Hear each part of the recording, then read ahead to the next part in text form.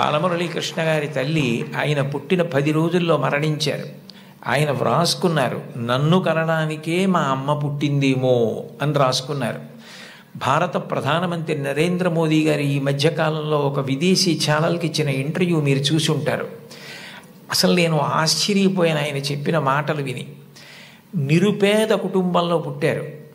వాళ్ళ అమ్మగారు అంత కష్టించి పనిచేసేవారు, వాళ్ళ నాన్నగారు కూడా అంత కష్టపడి పనిచేసేవారు. ఆయన ఆ ఇంటర్వ్యూలో ఒక మాట అన్నారు, అసలు నాకు బూట్లు వేసుకోవడం అంటే తెలియదు, కానీ బూట్లు లేవన్న పేదరికం మా మనసుకి అందకుండా మా అమ్మ పెంచింది. అంటే ఉన్నదానిలో అంత తృప్తిగా బ్రతకడం మా అమ్మ నేర్పింది. మాకిది లేదు, మేము చేతకాని వాళ్ళం, మేము వెనకపడిపోయాం అన్న భావన కలిగితే ఉత్సాహం రాదు. అటువంటి భావన కలగకుండా ఎప్పుడూ ఉన్నదానితో తృప్తిగా పరమ సంతోషంగా గడిపాం.